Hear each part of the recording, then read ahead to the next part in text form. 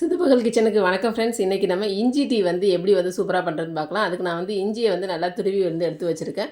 So அடுப்பில் வந்து கொஞ்சம் தண்ணி ஊற்றி வச்சுருக்கேன். தண்ணி வந்து லைட்டாக சூடானதுக்கப்புறம் அது கூடவே வந்து இஞ்சியையும் போட்டு ஒரு 10 நிமிஷத்துக்கு நல்லா வந்து ஒரு 2 டம்ளராக உள்ளது 1 டம்ளர் ஆகணும். அந்தளவுக்கு வந்து தண்ணி வந்து கம்மியாகணும்.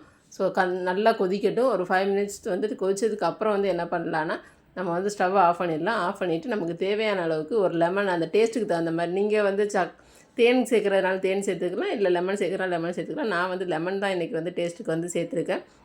ஸோ டேஸ்ட்டுக்கு வந்து சேர்த்து அதை வந்து வடிகட்டி குடித்தோன்னா அவ்வளோ வந்து ஒரு நல்லது, நம்ம உடம்புக்கு வந்து நல்லாயிருக்கும்.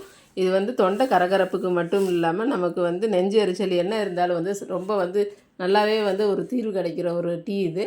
ஸோ இதை வந்து நீங்களும் செஞ்சு பாருங்கள் ஃப்ரெண்ட்ஸ். செஞ்சு பார்த்து எப்படி இருக்குது அப்படின்றத மறந்துடாமல் கமெண்ட்ஸில் கொடுங்க. புது வியூவர்ஸ் யாரும் பார்க்குறீங்கன்னா மறந்துடாமல் சப்ஸ்கிரைப் பண்ணி கிளிக் பண்ணுங்கள். அப்போ தான் நான் கொடுக்குற அடுத்தடுத்த வீடியோ நீங்கள் மிஸ் பண்ணாமல் பார்க்க முடியும். Bye bye friends.